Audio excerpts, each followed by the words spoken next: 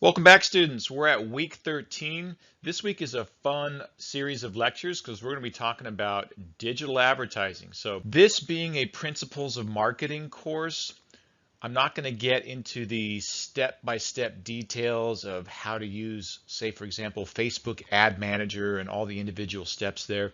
There is a cornucopia of tutorials online. A simple Google search will give you anything you need about how do I set up a LinkedIn page, how do I use the new Snapchat features, et cetera, et cetera. It's all out there. So what I want to focus on in these lectures is really giving you some kind of baseline strategy and understanding of how the digital advertising piece works. So this first lecture is going to cover the bullet points that you see above me in this slide. We're going to talk about keywords and the bidding process and this concept of permission marketing and how content drives that. And then some of the common digital advertising steps that you go through to determine the size of your market and prepare your bids, etc. And then the last point is ROAS, which stands for Return on Ad Spend. So buckle up, take good notes. Here we go. So two primary learning objectives this week. I want you to understand how keyword strategy impacts your selection of your target market, as well as the size of the market that you're going to be working with, and how keyword selection, meaning the words that they're going to use to search for your products, also impacts the digital advertising costs that you're going to pay. So that's the first learning objective. And the second learning objective is going to be about some common strategies for using content to get your target market engaged with your content. Okay, so when we talk about keywords, what are keywords? Keywords are simply the phrases or individual words that people use when they're searching for your products online. And when we talk about searching online, most commonly Google, but this could also be if they're on a mobile platform. So there's two different types of keywords. There's short tail and there's long tail. Short tail are short, like oftentimes single word or two word phrases, like say mountain bikes would be a short tail. A long tail phrase would be women's mountain bike Trex brand used, right? That's a long tail. That's a more specific phrase. So short tail keywords are broad and short in phrasing, and long tail keywords are longer in phrase and more specific in what they're going after. So there's a strategy behind picking your keyword, because your keyword is going to determine the size of the market you're going to be reaching, and also the price you're going to be paying for reaching that market. And when we think about an online business, you want to look for a potentially very large market, because the reach of online is endless. It's global, right? So you're not just limited to your domestic country. People can look for you and your products all over the world. And if you have a very vast potential target market pool to fish in, then you don't need a whole lot of high conversion rates, meaning a lot of people purchasing off of your advertising efforts. Small little percentages, if you have a big enough market, are still going to get you to a profitable zone. So you want a large market, and you want keywords that are going to deliver a large market. Like, think of something like weight loss. Weight loss is probably the most searched phrase online, but there's thousands of competitors clamoring in that space and competing for the weight loss keywords. So even though it's a really big market, it's also a bit expensive to advertise in because there's so many competitors. So you want a large market, but also keywords that get you into that market that perhaps other competitors aren't thinking of and bidding on those keywords. So this is where it gets to be a little bit of a game as far as picking the keywords that are going to get you your target market without you having to pay too much money. And the more niche you get, the more specific, the more long tail the keywords are that you're bidding on, the smaller the market becomes, less competitors, but because there's less competitors, there's not as many customers to go after, and you might run out of your customer base, or your ad costs are going to go up. And when you think about your keywords, think about what are people's phrasing when they're looking for your product, and what are some of the key purchase attributes that they're going to consider when they're buying your product. Price, convenience. So when people think about your product, if it's a car, they think about miles per gallon and what's the longevity of the car, and so they're going to be searching using those purchase attribute phrases like high miles per gallon hatchback sedans under $5,000, right? That would be a very specific long tail keyword. So think about the purchase attributes and the relevance to the target audience when you're coming up with keywords. So you get a long list of keywords, and then you're going to go to the next step, which is actually going in and find out what the volume is on those keywords, meaning how many people are searching based on these different keywords. And that'll give you an idea of the market size for different keywords. Now, above me are two gentlemen from Google, and I want you to watch that video. Now, if this is showing as a video within a video, and it would be if you're watching this in YouTube, then you may not be able to click on that video above me and have it activate. So above the two gentlemen in that video, you'll see the URL to get you to that YouTube video. So please do watch that video, because it gives you some really good information about some of the things that Google considers when you're going into the ad bid process and competing for keywords. So please listen to that video. So we know that when we go to bid for customers in the online environment, there's a bid process, meaning it's not just a flat fee like it is with traditional media that we were looking at in last week's lecture. So based on how many people are vying for that target audience at any given time and place is going to drive how low or how high the ad cost is, the cost per click or the pay per click for that target audience. So you're competing against other advertisers that are going after that same target audience. That target audience is defined by the keywords that you use to determine that target audience. So we want high volume, lots of target audience with not a lot of competitors. So the nuances in your keywords are important to your ad pricing. Now, I apologize, there's some websites where you can go and do keyword volume search. So keyword volume is you'll type in something like, say, mountain bikes, and it'll say, here's how many people are searching for this term. So there's SERPs, S-E-R-P-S, and I've given you their website there. You can sign up for a free trial. There's also Google Trends, which also has good information on what people are searching for online.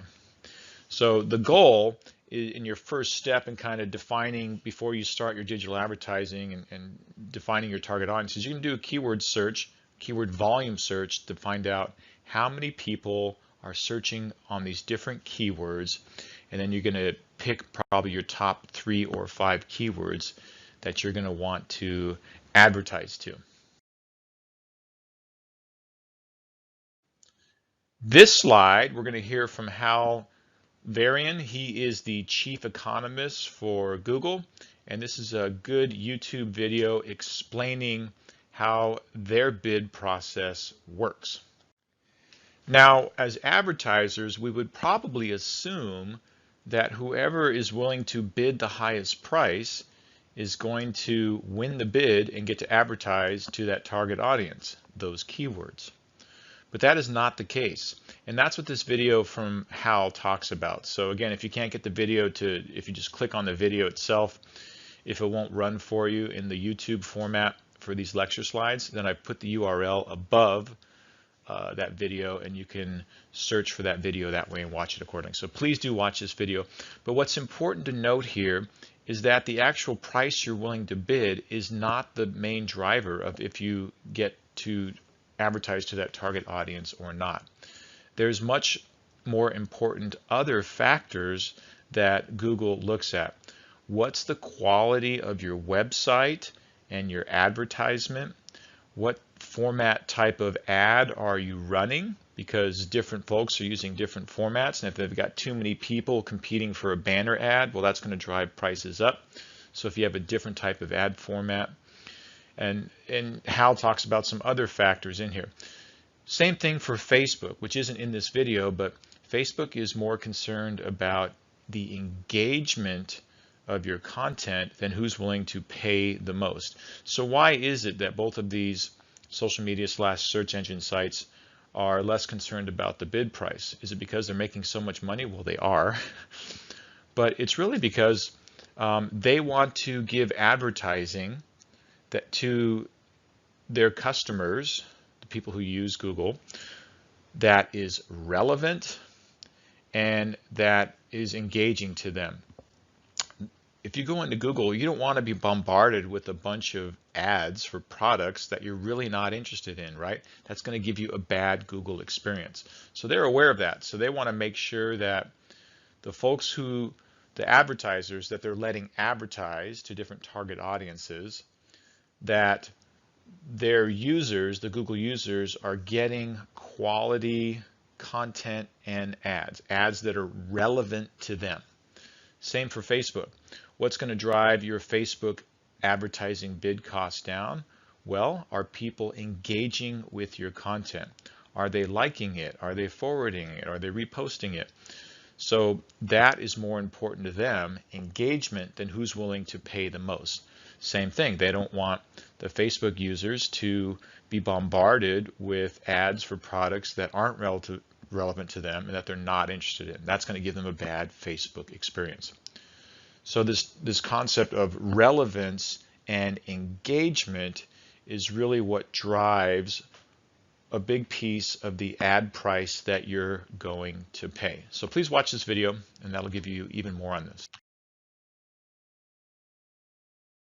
So if we know that good engagement is really going to drive our ad costs down, we want to ask ourselves, what drives good engagement, people liking our ads and our stuff? Well, the quality of your content is paramount. So content is king in the online world.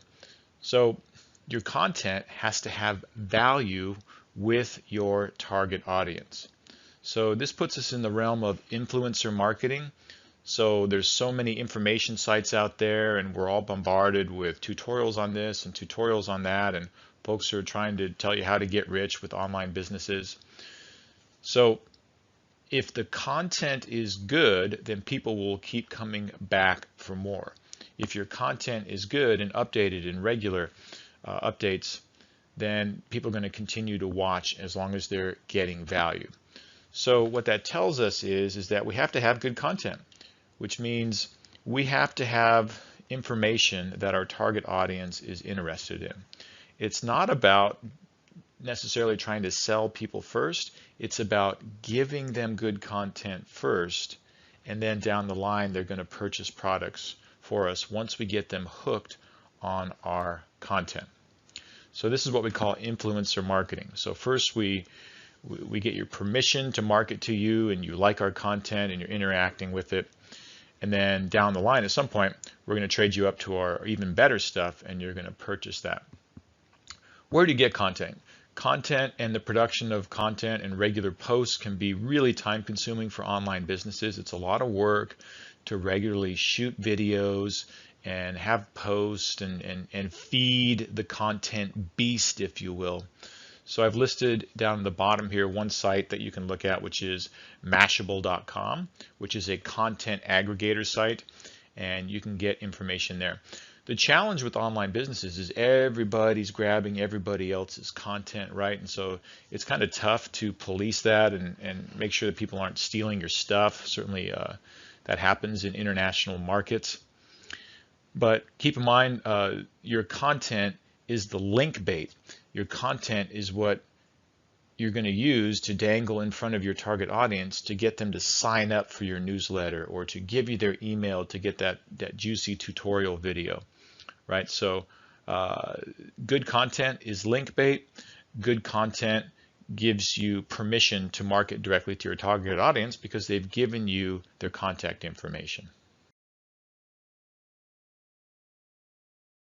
So not only does good content help us get a large following on a social media platform, and it gives us increased chances that they're going to give us their email and we can market to them directly, but good content also drives engagement, meaning the potential customer is engaging with our brand and our information and our content, but it also drives our ad costs down.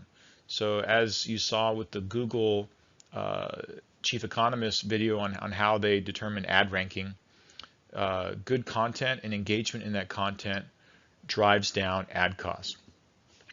Regular posts of good content that users are clicking and engaging with also improves your search engine optimization. So, the Google ad rank system also looks at how many folks are coming from outside links, how many links are to other sites, and they're measuring all of that. So if you want to be on the first page of a Google search for mountain bikes, from an organic search, not a paid search, versus buried on the 50th page and no one's going to scroll down that far, that's in the realm of search engine optimization, or SEO. You've probably heard that term. But one of the things that drives SEO is how engaging is your content and how often are you posting regular content to your website. So you can read the other stuff on the site, but I want you to understand the link between content and engagement drives down your ad costs. And with permission marketing, again, here's where the customer has given you their email or followed you on a social media platform. They're giving you their permission for you to market to them directly. That's what we mean. So, and they do that by opting in. Here's my email. I've opted in, and I'm allowing you to market to me. Now, email response rates are getting lower and lower, and what I'm hearing from online advertisers is social media sites are working to keep the customer directly in that social media platform, say Facebook, for the entire experience, so you can market to them directly and sell to them directly. They don't want you to provide an email to an advertiser and then that advertiser pulls you out of Facebook and now they're marketing to you directly on your email.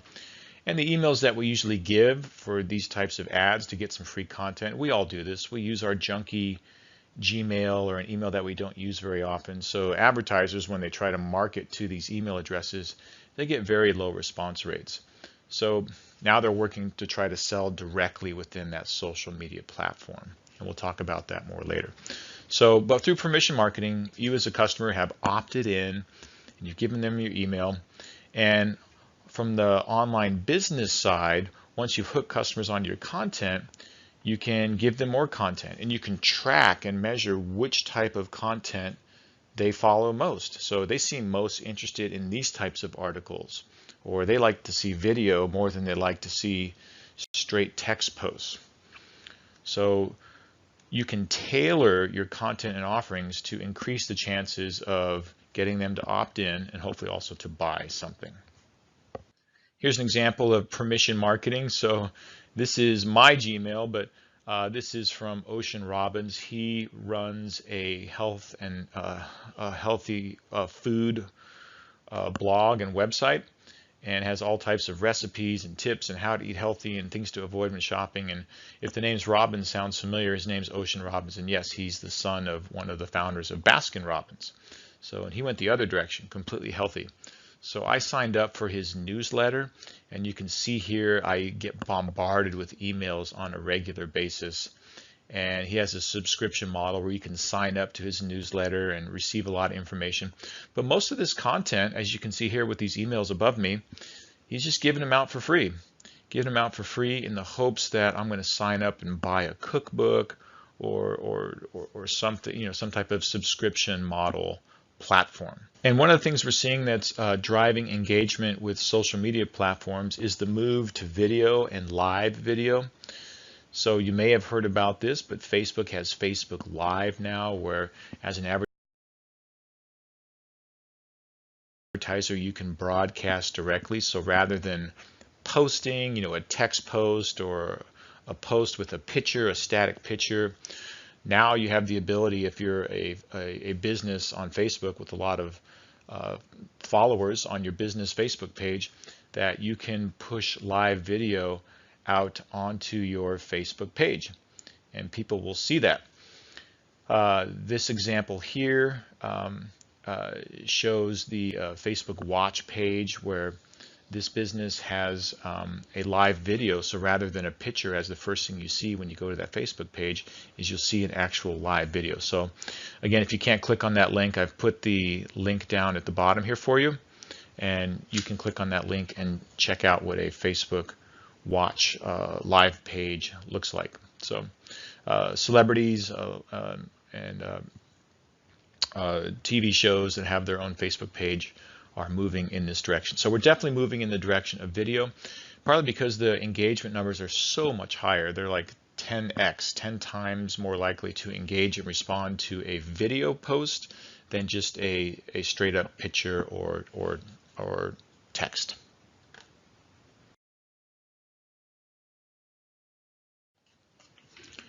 All right, so now that we've talked about keywords and we've talked about content and how that helps drive engagement, let's look at the digital advertising steps. So as you're preparing to put together a digital advertising campaign, the first thing you're going to do is keyword research. Let's look at a bunch of different keywords using one of the sites that I showed you in previous slides and determine what's the volume for these different keyword options. Some of these keywords volume search sites, if you do a Google search on keyword volume search, you'll find several sites that do that. You should also put in free keyword volume search, because there's companies that make you pay for it, but there's also free trials out there. And you can also add to that free keyword cost per click or free keyword pay per click information. And this will tell you not only the keywords and the volume. By putting in keywords, you'll find the volume for those keywords, and also what is the average cost per click, or what you'll pay per click for those different keywords. In other words, how expensive is one keyword versus another? Here's the volume for the keyword, and here's what that keyword costs on a cost per click basis. So we understand the bidding process. There's other factors besides the ad. The quality of your website and how engaging is your content is going to help drive what you're paying for your actual your ad bid. We know that there's a link now between getting their permission for the users for us to advertise to them, and we use attraction marketing, which means that they're pulled to our content and that our content has value. So we're providing value first and hopefully generating sales second. Content drives the value of your product. And then that digital traffic eventually converts to sales. So you're given before you get, and eventually there's sales on the back. And one of the things that we're seeing nowadays is, rather than just sell straight products like information products, is many companies are moving to a subscription model. If you think about it, when's the last time you bought a new laptop and you had to upload some software for it? Upload, like we do that anymore. But rather than pay for Microsoft Office and get a bunch of CDs and load them onto your computer, you're going to get a subscription, right? And it's X dollars a month to use Microsoft Office. It's X dollars a month to have Netflix. Everything's moving to a subscription model, and they're trying to keep the price points pretty low so that it's a reference price that we can afford, and it's not prohibitory to us, too expensive. And then they get us on a subscription. So lower price points, bigger audience, higher response, right? If we can charge $5 a month for a subscription and get 100,000 people a month versus charge for a $100 information product and only get 100 people a year, the larger volume of the lower price point, i.e. a subscription, is where a lot of these businesses are starting to go.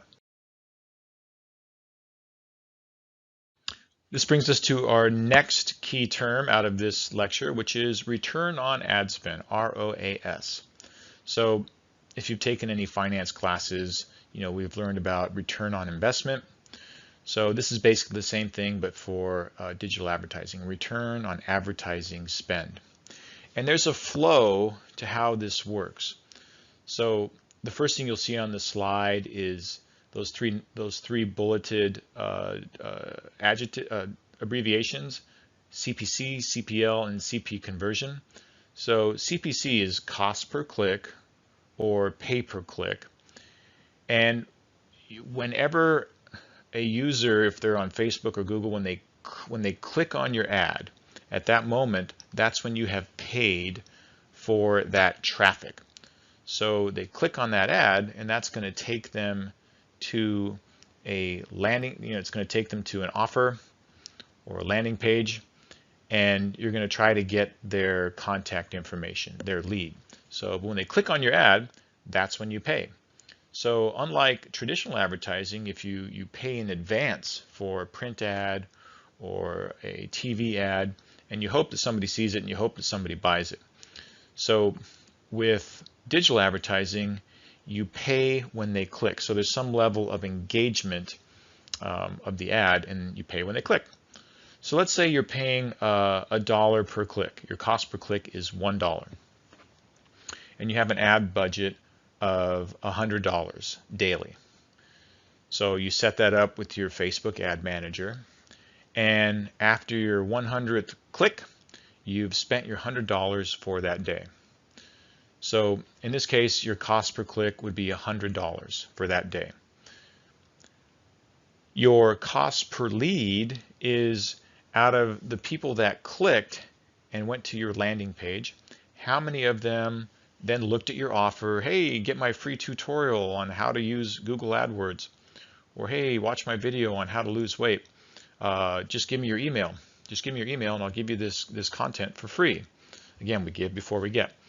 So let's say out of those 100 people who clicked and went to your landing page, 10 of them actually gave you their contact information, their email. Then those are now what we call leads, because now you have their direct contact information and you can market to them directly outside of the social media platform. So that's a lead. And now you have their information and you can market to them to infinity, just like the Ocean Robbins emails that I was showing you earlier. I gave them my email at one point, and he's been marketing to me ever since. But what I'm not is the third step. I'm not a conversion. He hasn't sold me anything. So clicks are traffic. Traffic converts to leads, and leads convert to sales. So out of those 100 clicks, we spent $100 on getting clicks, traffic, and then we generated 10 leads out of that. So in this case, our cost per lead is $10. So we spent $100 and we got 10 leads. So $100 divided by 10 is $10 per lead. Does that make sense? So then we get to the final piece, which is what we're in this whole game for, is the conversion, which is really a term for a sale, cost per sale. So let's assume that we had 100 clicks, we got 10 leads, and then we had one sale. So in this case, our cost per conversion, meaning our cost to sale, was $100. We spent $100 and we got one sale. So our cost per sale was $100. Now, is that good or is that bad? Well, it depends on what you're selling and how much that product costs. If your product is being sold for $50 and you spend $100 on advertising to get that $50 sale, that's not good. You're losing money, right? So, 3 to 1 is considered a good ratio. For every dollar of advertising you spend, you get $3 in sales. So in this case, we spent $100 to get one sale. We would hope that we made at least $300 in sales. So for that one sale, that product should be $300 or more in price, a 3 to 1 ratio. The yellow link there and the red URL beneath that will show you some averages for your click-through rates, your cost per clicks, and your cost per conversions for different industries. So you can check that out and see which ones are super expensive and which ones are not. So, but because we know that we're going to spend a certain amount and we need to have a certain amount of profit. And if we're selling a product and having less margin than what it's costing us to advertise to gain a sale, then we're not going to make any money. So we need a high profit margin so we can spend more on advertising. So if we think of hard products, like maybe you're trying to sell, I don't know, a wireless speaker, Bose speaker. This is a product, right? So somebody had to manufacture this, and maybe this thing cost $100, but your cost to produce it, your cost of goods sold, is $50. So what that means is each time you sell a Bose portable wireless speaker, that you're making $50 in profit, right? So, but if I was selling a information product that was about how to build a profitable website in a week or less, and it's just an online tutorial, and all I'm really selling is information, there's no product, then I don't have any manufacturing costs, right? I'm just selling information. Just like this course you're taking, I'm selling you basically information. So it's me talking. There is no hard product that you're purchasing. I'm an information product. Information products, because they don't have any costs of goods sold, they tend to have higher profit margins. This is why when we go online, we see so many information products. Everybody's clamoring, trying to sell us some type of information, get-rich video tutorial type of thing. It's because those info products don't have the cost associated with their product of selling an actual hard product. So their margins tend to be higher, and with higher margins, you can spend more on advertising.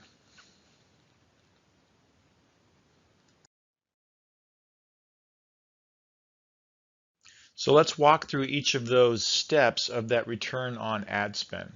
So in the first step, we have a customer clicking on our ad. So that puts us into the cost per click or pay per click category. And when they click on our ad, we're generating traffic to our website. We're generating traffic, but not necessarily any leads or any sales yet. So how do we determine our cost per click? Well, oftentimes when you're setting up your campaign and your budget, you're going to have a preset budget. I want to spend either X amount a day, or I don't want to spend a cost per click above this amount. So you have the ability to set those parameters on whatever platform you're using. Facebook uses Ad Manager, Google AdWords, etc. But you'll have an advertising budget. You can set a dollar amount, or you can set a budgeted cost per click amount. I don't want to spend above X. Now, in a subsequent lecture, I'll get into a break-even cost per click analysis. You should know what your break-even cost per click is. I don't want to spend above X, because if I do, even if I'm selling product, I'll be losing money. I'm spending more in advertising than I'm getting back in actual profit. That's a bad business decision. So we'll get to that later, but you can set up an ad budget by total, daily what you want to spend, or by your maximum cost per click bid. Facebook Ad Manager, there's a link there. Sorry again for the yellow, but that's a tutorial on how to use Facebook Ad Manager. And we want to remember that engagement and relevance drives exposure, not the bid price that you're willing to pay or even how much you're selling of your product. The more engagement, the more people are liking your content and liking your product, and the less expensive your cost per click is going to be. So if you have less popular keywords, those are less expensive. If you have a huge target audience and not a lot of competitors, then that's less expensive. So here we are at step one, cost per click. We've generated some traffic. Okay, so they clicked on your content, bottom of your slide here, but did you get an actual lead? Let's go to step two, cost per lead.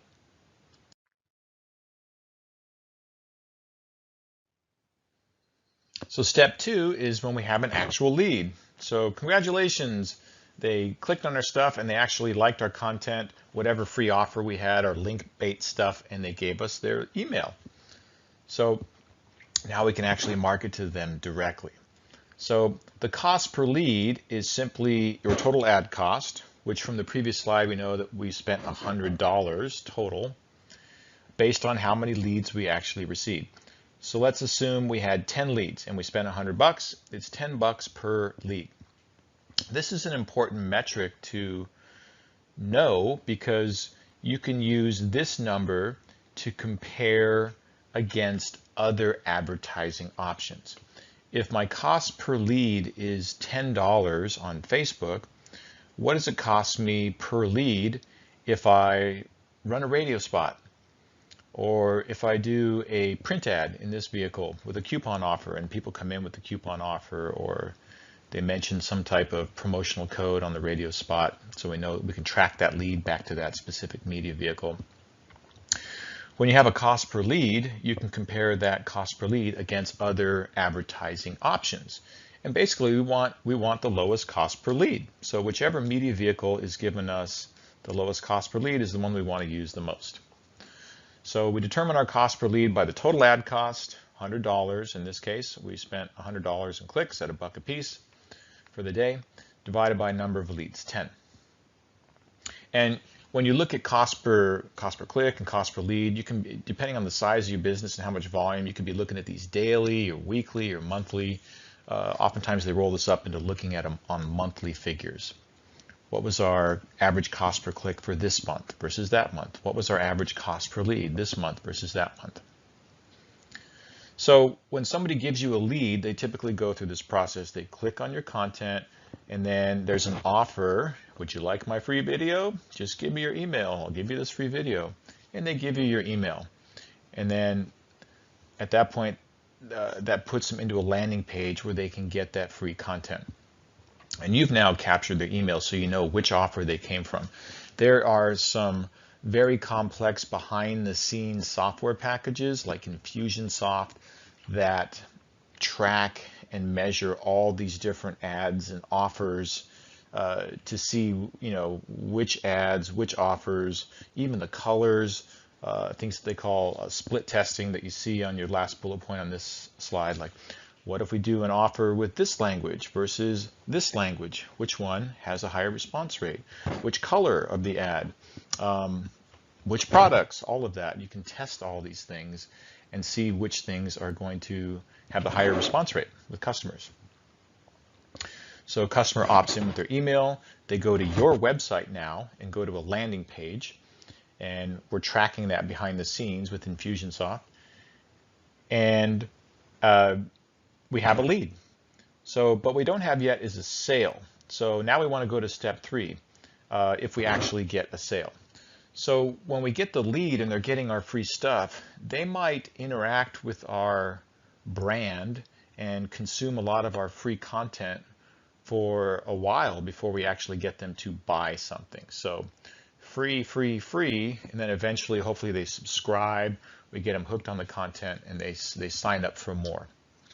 We get them in what we call our funnel. Once we have their information, they're in our funnel, we can keep advertising to them to infinity. So we have a cost per lead, in this case, $10. Then we get to the third step, cost per conversion. Hey, we made a sale. How do we determine our cost per conversion? Again, it goes back to that total ad cost divided by the number of sales, not the dollar value of the sales, but the number of people who purchased. So in this case, let's assume we had one sale, and let's assume that the product we sold them cost $100. What was our cost per conversion? Is $100. So it costs $100 in advertising. We spent $100 in clicks, and we had one sale. So $100 divided by 1 is $100 per sale. And our product cost us, was sold at $100. So did we make any money? No, we didn't make any money. That was the sale price of the product to the consumer. Now we probably have some built-in costs, some operating costs behind that, the cost to produce the materials and all that kind of stuff. So really, if we spent $100 in advertising and sold it for $100, we lost money. So, again, what I was saying in previous slides is ideally a 3-to-1 ratio. So for every dollar of advertising you spend, you get $3 back in sales. So, but those are some of the baseline metrics. In summary, your pay per click, also known as cost per click, your cost per lead, and your cost per conversion. Okay, that's our first digital advertising lecture. I know that was a lot of material. Go back and look at the overview slide where we talked about, talking about keywords and content and engagement and the bidding process and the steps involved in digital advertising and the return on ad spend metrics. All right, thanks for listening. Bye-bye.